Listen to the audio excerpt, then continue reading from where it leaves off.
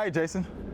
The holidays are right around the corner, and when I think holidays, I think decorations. So what are you going to show us today? That's right. Well, today we're going to talk about using some items out of your own garden to create some beautiful containers for winter interest. And we're going to start, this is one I did previously, and this is an arrangement we've done in a plastic pot. You don't want to use a pot that's going to crack during the winter time, so it's a plastic pot.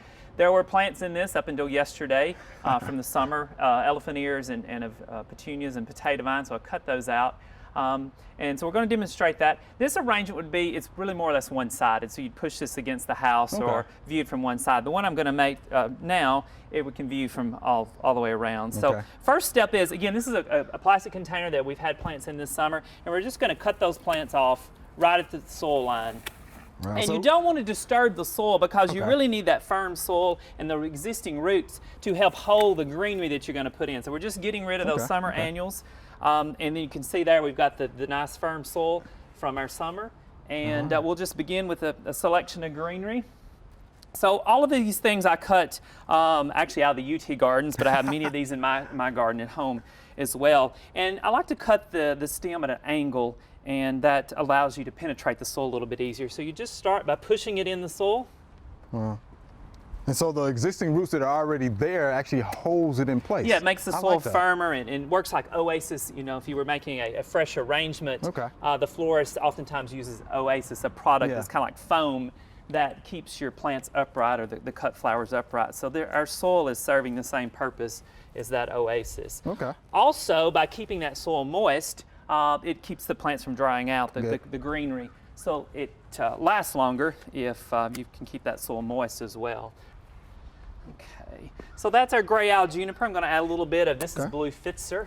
I'm sorry, this is green Fitzer. Green Fitzer, just to give us a little bit of green color in here.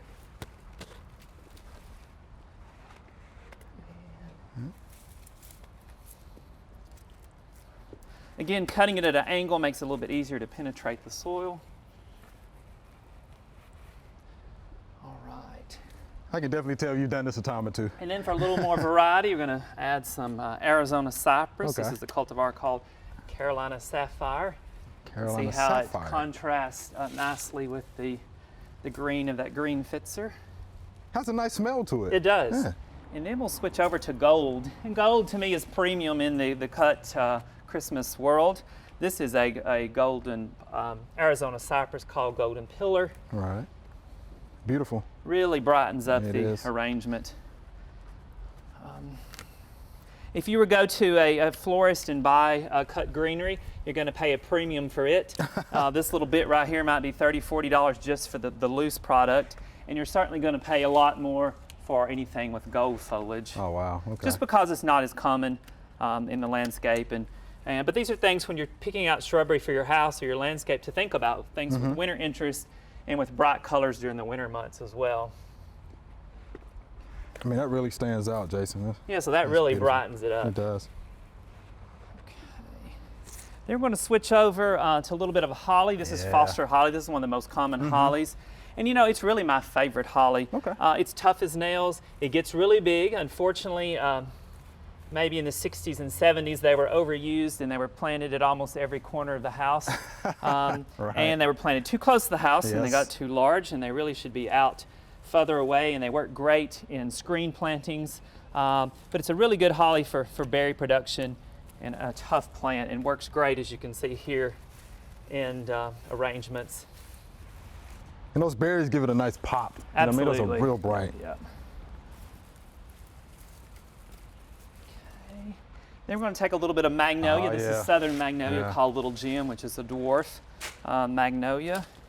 And that'll add a little bit different texture. Also, I really like the rusty underside to the leaf of Little Jim.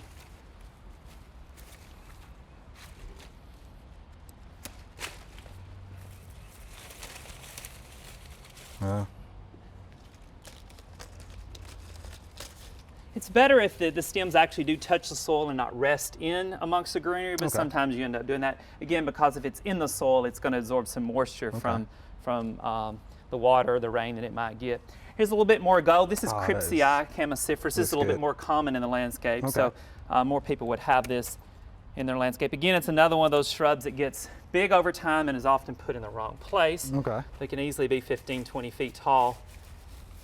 And when left unpruned, it's real, it's sort of layered effect in the landscape. Wow. Now, Jason, how long will this greenery actually last? Well, it all depends on the temperature. If it's a day like today where we're sweating in November, Yeah. probably a week or so, but typically temperature is 50 or below. You're going to get several weeks out of it. Okay. Of course, you wouldn't actually be doing this either until usually the first or second week in December. Okay, that's good to know. So you could get as much as 6 weeks. It also has a lot to do with where you're placing it. If it's in a sunny location, it's going to dry out quicker than the shady side. So the north side of the house, it's going to last longer. So I'm going to make the center point of this a deciduous holly branch here called winterberry. You may not know, but there are hollies that lose their leaves in the wintertime, and this is one of those. Possum haw is also another common native deciduous holly. So this is one called winter red, but beautiful for that center point of it. And then we'll come in just with some branches to add a little bit more interest. This is red twig dogwood, which is a shrubby dogwood. A lot of people don't realize that they're trees and shrubs that are all in the same genus of Cornus, of dogwood. And so this is the red twig dogwood. And it gets its winter color, its red color in the winter months or as it cools off. So actually another couple weeks the stems on this would be even brighter. It's been so warm this fall. Yeah, it has been. Hasn't colored up. In the summertime this is green just like any other shrub or the stems are.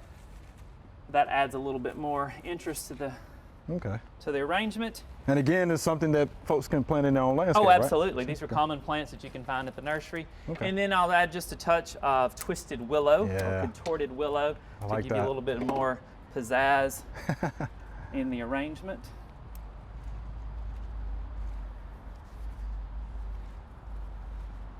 And maybe one more branch.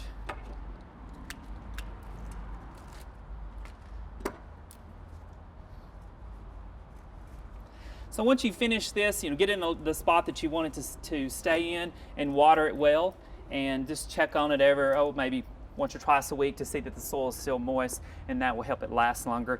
Also, if it's in a location that you don't mind getting wet, just hosing it down with water, especially on a hot day like today, just keeps those branches hydrated and will make it last longer. There is also a product called wilt proof. It's kind of like a wax, liquid wax that you can apply to it, which will help with the desiccation, keep it from drying out. But it tends to be a little messy. You wouldn't want to do that on a surface like the walk here. You need to do it out in the grass and then move it to your location. So there's a finished product.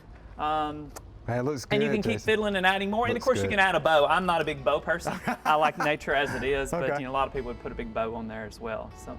Well, Jason, we appreciate that demonstration. It's beautiful, man. We appreciate that much. All right. Thank you. All right. Thanks for watching the video. If you enjoyed it, please click the subscribe button below.